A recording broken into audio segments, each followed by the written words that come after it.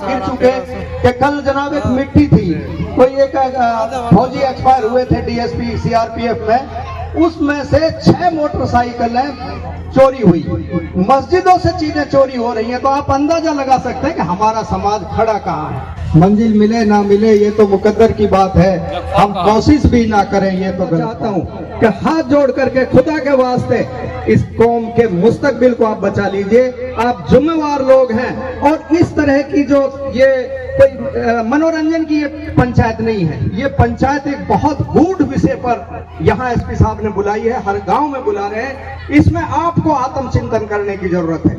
अगर आप लोग इसको एक रूटीन में इस तरह ले लेंगे कि यार एसपी साहब आए चले गए, ठीक बात है, तो अपनी सरकारी सर्विस है, हो सकता है ट्रांसफर भी होता ही अधिकारी का ट्रांसफर, लेकिन उसके बाद आप लोगों को क्या होगा अगर आप 100% पुलिस के ऊपर डिपेंड करेंगे, तो मैं मानता हूं कि ये हमारी सबसे बड़ी नादानी है। इसलिए हमें हर आदमी को एसपी बनना है, हर आदमी को एसएचओ बनना है, अपने गांव की चौकीदारी करनी है, गांव को नशे की चपेट से बचाना है।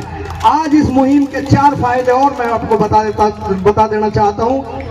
आज इस मुहिम की वजह से लगभग 50-60% नशे में गिरावट है, जो हमारा आकलन है, क्योंकि इसमें बिल्कुल हम जड़ से जुड़े हुए हैं। डेली कोई दिन ऐसा नहीं है मैं 150 फोन नहीं करता हूं, हर गांव में हर इलाके में चारों तरफ मैं फोन कर करके जानकारी लेता हूं। उसकी जानकारी फिर एसपी साहब को भी मैं बताता हूं जिसमें ये सुधार है। एसपी साहब अपने स्रोतों से जो सरकार का, जो पुलिस का जो अंदाज है, उसके हिसाब से अपनी फीडबैक लेते हैं। 60-70% आज की तारीख में नशे में गिरावट आई है। और जो हमारा एक शौक बना हुआ था, पहले जो नौजवान देखने वाले भी, उसका इस्तेमाल करने वाले भी जिस बेशर्मी के साथ सरेआम वो नशा करते थे, आज उनके दिल में भी खौफ और दहशत है।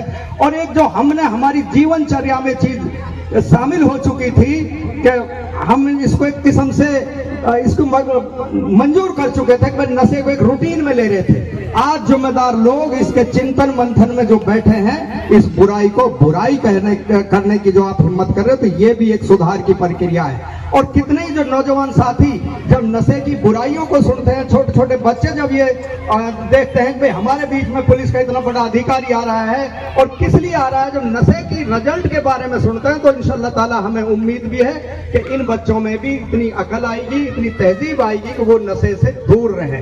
तो लिहाजा मैं आप लोगों से गुजारिश करना चाहता हूं कि खुदा के वास्ते आप लोगों को मरना है, और मरने के बाद हमारा अकीदा है कि हमें आखिरत में इस बात का जवाब भी देना है। अगर हम बुराई के खिलाफ खड़े नहीं हुए, बुराई के खिलाफ लड़े नहीं, तो हम आखिरत में अल्लाह ताला के भी चोर बनेंगे, और इस चीज से हमारी पकड़ होगी। आपका पल्ले गांठ बांध लो, आपको तमाशबीन नहीं बन करके उस चीज का विरोधी बनना है। इसी के साथ मैं एक बार पुनः एसपी साहब का धन्यवाद अदा करना चाहता हूं। और इस शेर को कहते हुए एसपी साहब कई बार कहते हैं, वो शायरी आप भूल गए कि कौन कहता है कि आसमां में सुराख नहीं होता, वैसे छेद होता। कौन कहता है कि आसमां में सुराख नहीं होता, एक पत्थर तो तबीयत से उछालो यारो। तो इंशाअल्लाह ताला ये इतना कठिन काम नहीं है, अल्लाह चाहे तो ये बीमारी भी रुकेगी। और एक दिन वो आएगा जब पूरी मेवात एसपी साहब का इस बात के लिए धन्यवाद और स्वागत करेगी कि आपने इस बीमारी को जड़मूल से खत्म कर दिया। लेकिन उसके लिए गांव गांव में आपको उठना पड़ेगा, एक जागरूकता अभियान चलाना पड़ेगा। और जो नौजवान साथी हमारे खड़े हुए हैं, मैं उनसे भी गुजारिश करना चाहूंगा कि नशेड़ी बैठे ना उनसे संपर्क रखें, क्योंकि रंगत की संगत आती है, पुरानी कहावत है। उस संगत से भी आपको बचना है ताकि उस रंगत में आप ना फंसे। आपका बहुत बहुत शुक्रिया। अस्सलाम वालेकुम, खुदा हाफिज।